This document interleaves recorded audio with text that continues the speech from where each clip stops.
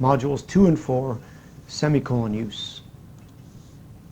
First of all, let's define a semicolon. A semicolon, which is indicated this way, is used to separate two closely related independent clauses. For example, Mary handed the report in on time. George did not. Here we have two separate independent clauses not connected by a fanboy or a coordinating conjunction. So essentially we have two separate sentences. The first one, the first independent clause, is Mary handed the report in on time. The verb in this case, the main verb, is handed, and Mary is the subject. The second independent clause is George did not. Did not is the main verb, and George is the subject. So we know that you cannot have two sets of subject-verb in one sentence. So you must separate them by a period or a semicolon. So a semicolon acts like a period. So why don't we just use a period? Well, a semicolon indicates that the two sentences that are separated by the semicolon are closely related. Helpful hint number 1.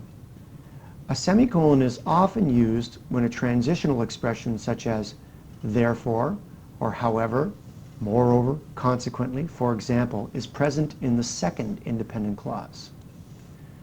These transitional expressions sometimes indicate a close relationship between the two independent clauses. Therefore, we don't use a period, we use a semicolon between the two independent clauses to indicate this close relationship. For example, the first example. The stockholders favored the sale.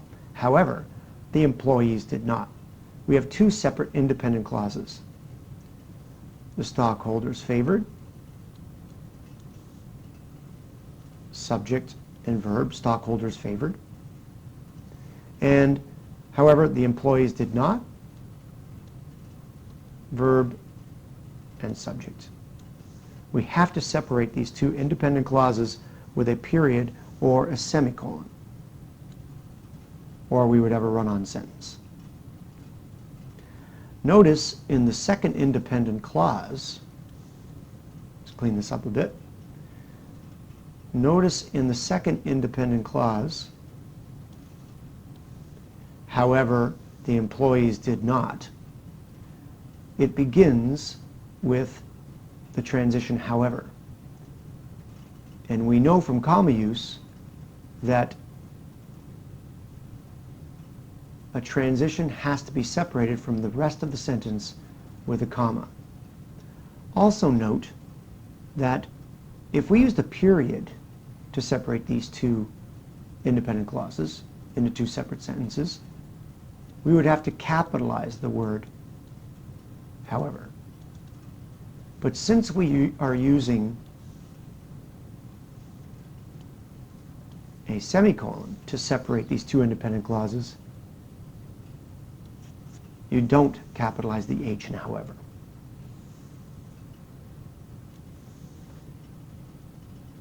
Helpful hint number 2.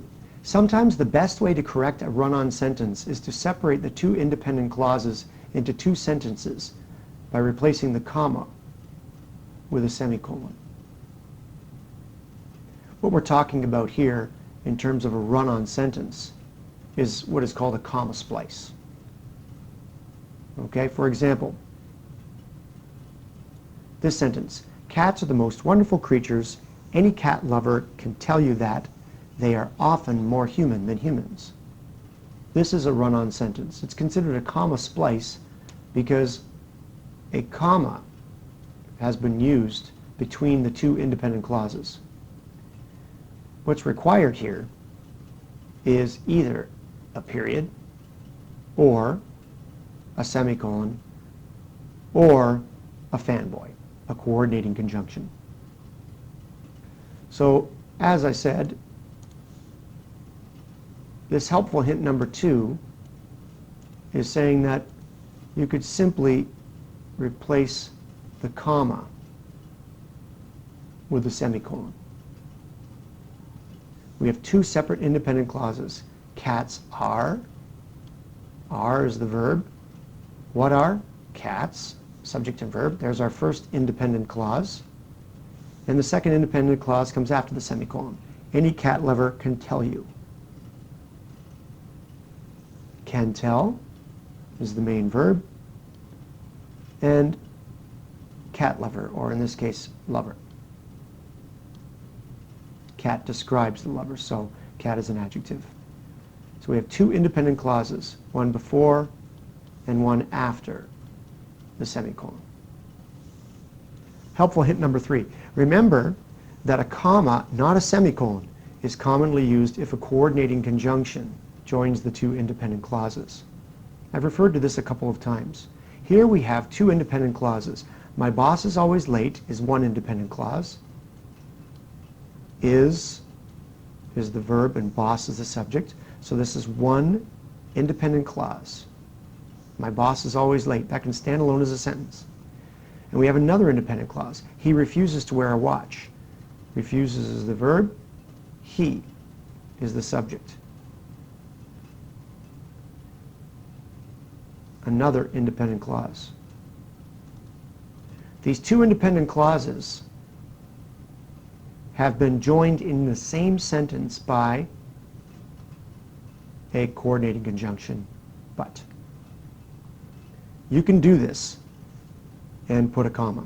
This is one large sentence.